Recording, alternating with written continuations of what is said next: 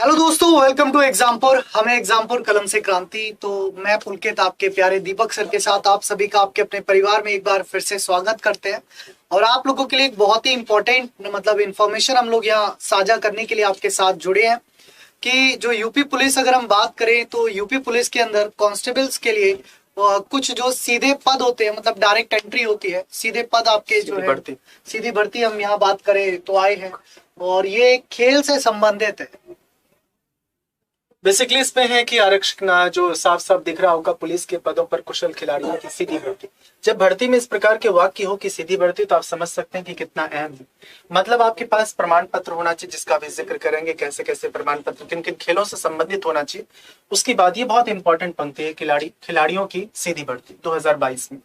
और ये कौन कौन से खेल हैं, जाहिर सी बात है उसमें कुछ यहाँ पे ये तो सिंपल एक वेतनमान दिया गया 5200 से 20,200। कितने वेतन करीब करीब कितने हो जाएंगे? लगभग वही 25 से 28 हजार के बीच में आपका वेतन जो है वो बैठेगा। बढ़िया वेतन है, मतलब इन हैंड अच्छा वेतन है, और खिलाड़ियों के लिए खास करके। और इसमें सबसे बड़ा मौका तुम्हें आगे भी मिलता रहेगा। जो खिलाड़ी होते हैं तो उनको नेशनल इंटरनेशनल लेवल्स पर भी खिलाया जाता है। ऐसा नहीं है कि आपको ड्यूटी ज्वाइन करा दी और आपको जी अब यही काम करना है, तो अब अपना स्पोर्ट्स भी यहाँ जारी रख सकते हैं। इसमें जो संख्या दी गई है 534 कुल पद है, जिसमें से पुरुषों के लिए 335 है और महिलाओं के लिए 199। अगर दोनों को आप जोड़ देते हैं तो 534 पद हो जाते हैं टोटल जो संख्या है। इसमें टर्म्स एंड कंडीशंस दिए गए हैं। ये अलग अलग खिलाड़ियों की संख्या दी गई है कि water sports, volleyball, basketball, handball, kabaddi, मतलब कोई स्पोर्ट्स को छोड़ा नहीं गया है। फुटबॉल हुआ, table tennis, badminton, cross country race हो गई आपकी, और हॉकी हो गया, तीरंदाजी, जिम्नास्टिक। अरविंद सिंह कटाक्ष कर रहे हैं, कहते हैं टेढ़ी भर्ती कौन सी होती है? सीधी भर्ती का मतलब यहाँ पे सामान्यतः ये मतलब होता है खिलाड़ियों के लिए है। ये नॉर्मल व्यक्ति इसको नहीं भर सकता। मतलब अगर मैं चाहूँ ना तो मैं चाह करके भी इसका फॉर्म नहीं भर सकता, क्योंकि इसमें मैंडेटरीली है कि आपको खिलाड़ी होना जरूरी है। और खिलाड़ियों का यहाँ पर एक सर्टिफिकेट मांगा गया है, अभी दिखा रहे हैं, लास्ट में पूरा है कि मतलब जो जानकारी है कंप्लीट है कि पुरुष कुशल खिलाड़ियों के लिए खेल विद्या के नाम, उनकी विशिष्टता एवं उनके सापेक्ष भरे जाने वाले पदों की संख्या प्रश्नित 1 में तथा महिला के लिए 2 में और उनके सापेक्ष भरे जानों की संख्या दी गई है। कुशल खिलाड़ियों के लिए संबंधित सेवा संवर्ग में चयन हेतु तो उस वर्ष की रिक्तियों में 2% रिक्त पदों को अलग करके भरा जाएगा।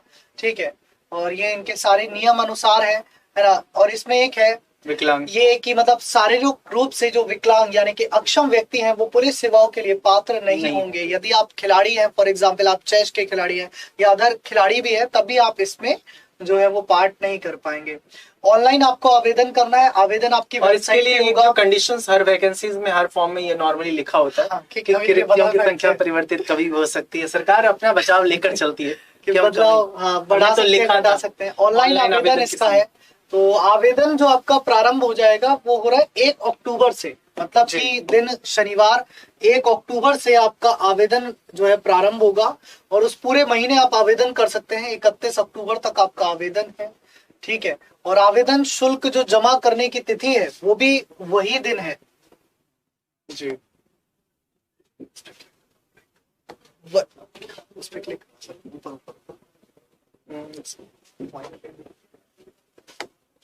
जी। ठीक है, इस भर्ती प्रक्रिया हेतु मतलब जो भी आपका निर्धारण शुल्क है वो 400 रुपए जो है वो मात्र रखा गया है। तो आवेदन शुल्क भारतीय स्टेट बैंक की शाखा के माध्यम से जमा किया जाएगा। शुल्क जमा किए जाने हेतु चालान का जो प्रारूप है वो दिया गया है, उसको हम दिखा देंगे।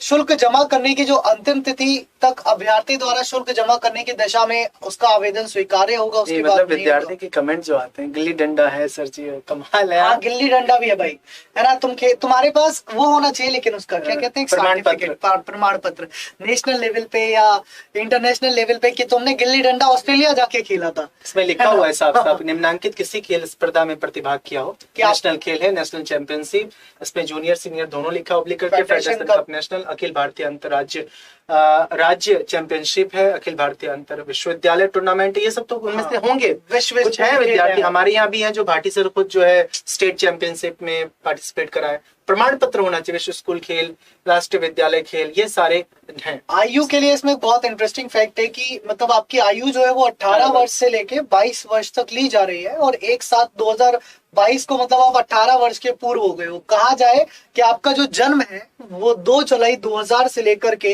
1 जुलाई 2004 के बीच में होना चाहिए। लेकिन यहाँ एक टिप्पणी दी गई है कि कुशल खिलाड़ियों को प्रोत्साहित करने के लिए विशेष परिस्थितियों में पुलिस महानिदेशक उत्तर प्रदेश द्वारा आरक्षी पद हेतु न्यूनतम सीमा में 2 वर्ष तथा अधिकतम 5 वर्ष तक की छूट प्रदान कर सकते हैं। लेकिन ये करेंगे कौन? पुलिस महानिदेशक करेंगे। अगर आप मान लीजिए इस इंटरनेशनल प्लेयर है, फॉर एग्जाम्पल, है ना, आप कुश्ती के इंटरनेशनल प्लेयर है, कबड्डी के इंटरनेशनल प्लेयर है, और आपकी आयु जो है वो 25 वर्ष हो चुकी है, तो ऑब्वियसली आपको पुलिस महानिदेशक जो है वो एक फेवर देंगे कि हाँ भाई आप जो है इंटरनेशनल प्लेयर भी हैं, तो आपको हम 1 साल 2 साल। देखिए, सबसे बड़ी बात है इन शॉर्ट कि आपके पास प्रमाण पत्र हर चीज का होना चाहिए। मतलब जो भी आप अप्लाई कर रहे हैं कि फला फला जो भी यहाँ पे गेम का, खेल का नाम यहाँ पे मेंशन किया गया उसके अनुसार ये सारी चीजें हैं कि वैवाहिक परिस्थिति में वो ऐसा कोई महिला खिलाड़ी जिसने किसी एक महिला से, वो तो नॉर्मल, वो वही नॉर्मल पैटर्न पे है, उसमें कुछ शारीरिक क्षमता का ये है। कोई खिलाड़ी जो राष्ट्रीय अथवा अंतर्राष्ट्रीय खेलों में, जो भी सर ने जिक्र कर रहे थे, नियमित रूप से प्रतिभाग कर रहा है, सामान्य व्यक्ति की तुलना में शारीरिक एवं मानसिक रूप से अधिक स्वस्थ एवं उपयुक्त रहता है, कुशल खिलाड़ी के रूप में भर्ती किए जाने वाले अभ्यर्थियों का स्वास्थ्य परीक्षण सामान्य प्रक्रिया के अंतर्गत किसी असाध्य रोग की जांच मात्र के लिए की जाएगी। उपचार योग्य, ये सब नॉर्मल कंडीशन मतलब वो सब वही है, नॉर्मल जो कंडीशंस होता है। इसमें भर्ती की प्रक्रिया, आवेदन की समीक्षा की जाएगी, है ना। बोर्ड द्वारा प्राप्त सभी आवेदन पत्रों एवं उनके संकलकों अर्थात प्रमाण पत्रों की विस्तृत समीक्षा की जाएगी। मतलब जो आप प्रमाण पत्र लगा रहे हैं वो असली है ना, ऐसा तो नहीं कि किसी ने जाली लगा दिया हो, है ना, कि जाली लगा करके और भर्ती हो जाए, तो वो सब जांच किए जाएंगे। यदि आवेदन पत्र में उल्लिखित अभिलेखों की कोई प्रमाणित प्रतियां आवेदन के साथ संलग्न नहीं है, तब ऐसे अपूर्ण अथवा अशुद्ध आवेदन प्राप्त जो भी होंगे वो निरस्त कर दिए जाएंगे। ठीक है, और ये सब आपके पास होना जरूरी है। शारीरिक मानक हुआ, खेल कौशल परीक्षण हुए, और इसके जो पूर्णांक है वो 80 है। उपयुक्त मतलब 50 अथवा अधिक उपयुक्त होगा, और 50 से कम में आपको अनुपयुक्त मान लिया जाएगा। मतलब 50 इसका आप मान सकते हैं मिनिमम। हाँ, 50 मार्क्स। और यहाँ पर ना इसमें विभाजन वगैरह सब कुछ दिया गया है, ये आप वेबसाइट से भी डाउनलोड कर सकते हैं। देखिए, खेल कौशल परीक्षण ये 80 मिल जाएंगे। खेल प्रमाण पत्र का मूल्यांकन होने पे 20 आपको, अगर आपको विशुद्ध पाया गया तो उसमें 20 मिल जाएंगे। लेकिन ये बताने का प्रयास करें, खेल कौशल परीक्षण क्या इन लोगों को जिस खेल से संबंधित प्रमाण पत्र रहेंगे क्या उनको कौशलता दिखानी पड़ेगी वहाँ पे? ये इन्होंने विभाजन किया नहीं है, लेकिन हो सकता है कि कुछ ना कुछ वो कहा ना संवीक्षा के आधार पर डिसाइड करेंगे उसके बाद ये। ठीक है, अच्छा, प्रमाण पत्रों का सत्यापन वगैरह चयन सूची आपकी जारी की जाएगी, और इसमें ना फॉर्म यहाँ लास्ट पे एक दिया गया है, ये देख लीजिएगा। यहाँ पर एक फॉर्म जो है मैं आपको दिखा देता हूँ, क्योंकि असल में यहाँ क्लास भी होती है। ये सारी चीजें आपकी दी गई है, मतलब बास्केटबॉल में, जैसे आप खेल की बात कर रहे थे ना, क्रिकेट है, आ गया खेल, ये सारे खेल का विधा का नाम है, दिया गया विशिष्टता है। जैसे विधा का नाम वाटर स्पोर्ट्स है, उसमें अलग अलग है, 500 खिलाड़ियों की संख्या भी यहाँ पर सब कुछ सारी चीजें देख लेते हैं कि आपका क्रिकेट है कि नहीं, वॉलीबॉल तो है, बास्केटबॉल भी है, उसके बाद जो क्रम संख्या चौथा हैंडबॉल है, कबड्डी है, kabaddi, football, table tennis, badminton, cross country, hockey के बाद आपका आ जाएगा तीरंदाजी, जिम्नास्टिक। लगभग वो सारे खेल हैं जो आपके अंतर्राष्ट्रीय स्तर पर खेले जाते हैं। जूडो, जैसे हम ओलंपिक वगैरह में देखते हैं, ओलंपिक और सेमी ओलंपिक में जितने गेम्स खेले जाते हैं लगभग उतना आपका। एथलेटिक्स हो गया आपका, एथलेटिक्स में तो सबसे ज्यादा पद है, मैं आपको बता। तैराकी, स्विमिंग वगैरह भी है। और एक सेकेंड, इसमें ना एक सब फॉर्म दिया गया अपने पास में, ये सब पद है, आप इसको देख लीजिएगा। और ये एक देखिए, ये सारे फॉर्म जो है ना इसमें दिए गए हैं, इनको थोड़ा सा ध्यान से भरिएगा, ये डिटेल्स आपको भरनी होगी भाई। इन डिटेल्स को मैं आपको जूम करके दिखा देता हूँ। ये फॉर्म जब आप भरेंगे ना तो इन डिटेल्स को थोड़ा सा ध्यान से भरिएगा कि इसमें जो एडवर्टाइजमेंट है, आपका नाम, पिताजी का नाम और माता का नाम, आधे से ज्यादा गधों की तरह नाम गलत भर देते हैं यार, ऐसी गलतियां मत करना प्लीज। तुमसे निवेदन है, फॉर्म भरते वक्त ये नाम वाम सही किया करो। मुझे याद है आज से 5 से 6 दिन पहले एक स्टूडेंट हमारे ऑफिस के बाहर खड़े थे एसएससी जीडी में, उनका एससी से उनका फॉर्म भरा गया था और उनका जो प्रमाण पत्र लगा था वो बरेली का लगा था, तथा फॉर्म जब भरते वक्त उन्होंने बरेली की जगह बदायूं भर दिया। और एसएससी ने मेडिकल के बाद उनका फाइनल डॉक्यूमेंट वेरिफिकेशन के समय, मेडिकल के समय उनसे बोल दिया या तो अपने प्रमाण पत्र बदायूं के लेके आइए क्योंकि आपने बदायूं भरा है, या फिर इसको करेक्शन करवा के लाइए। अब वो एसएससी ऑफिस अपने सीजीओ कॉम्प्लेक्स गए, वहां उनको मना कर दिया, तो वो यहाँ आए, बोले सर अब हम क्या करें। मैंने कहा यार अब इसका तो कोई ऑप्शन मुझे भी नहीं पता ऐसा, आपके पास यही ऑप्शन है, आप एसएससी के ऑफिस जाइए। जीडी की बात बता रहा हूँ, तो ऐसी कोई गलती ना हो आपके साथ कि वो भटकना पड़े, कि मतलब एक आती हुई अपॉर्चुनिटी हाथ से चली जाए। फाइनली छोटी छोटी गलतियां होने पे फिर बाद में आप एफिडेविट ये वो 50 तरह की चीजें होती सर आजकल सुनवाई भी नहीं होती, सुनवाई नहीं। और तुम भी सरकारी बन जाओगे ना, सच में तुम भी नहीं करने के, ये क्योंकि मतलब वो क्योंकि ऐसा कहा डिपार्टमेंटल जाता है ऐसा कि हो जैसे गया। एक बात बताओ, हम लोग के साथ खुद ये वाकया होता है कि अगर मैं बोल दूं कि हम लोग से डाउट फोन पे बात हाँ। करके सॉल्व करो, जो कि फिजिबल नहीं है फिजिबल, नहीं हो पाता है। अगर मैं ठीक है मैं बोल दूं किसी व्यक्ति को सर नंबर दीजिए, वो बात करने पे डाउट, आप फोन करेंगे ना तो आप दुखी हो जाएंगे, या तो नंबर इंगेज हो जाएगा। इसीलिए वही सेम उनके साथ भी वही होता है, जो सरकारी मुलाजिम होते हैं उनके साथ भी यही होता है कि ढेरों शिकायतें पहुंचती फॉर्म हैं। भरते वक्त गलती मत करना, स्पोर्ट्स का अच्छा खासा जिसपे कोटा है, एक बार ऑफलाइन कमेंट्स में भी बता देना, अगर कोई समस्या वगैरह होगी तो उसका समाधान किया जाएगा, ठीक है। अगर आप स्पोर्ट्स से रिलेट करते हैं, फॉर एग्जाम्पल अगर मैं बात करूं तो मेरा एक फ्रेंड है, वॉलीबॉल का अच्छा प्लेयर है, नेशनल प्लेयर है, तो वो आराम से वॉलीबॉल से इस फॉर्म को भरेगा। मैंने उसको ये बिल्कुल। फॉर्म खुद से भेजा, मैंने कहा भाई इसको भर देना, ठीक है।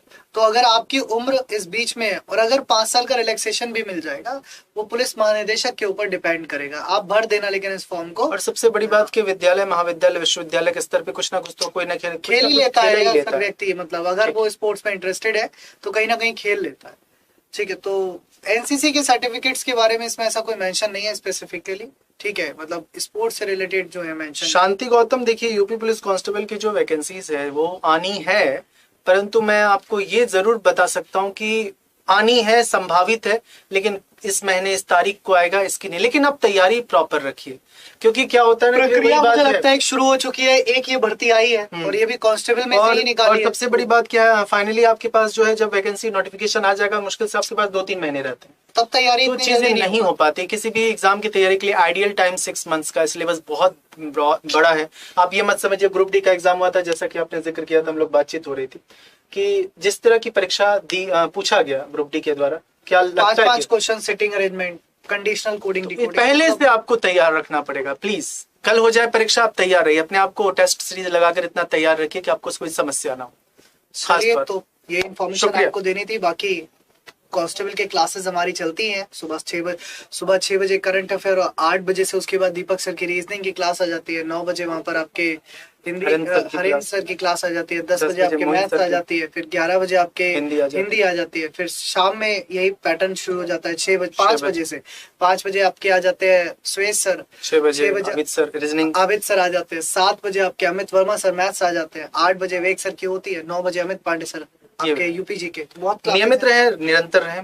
Thank you so much. बाकी कोई डाउट हो, समस्या, ऑफलाइन में कमेंट करके बताने का प्रयास करें। जय हिंद, जय भारत।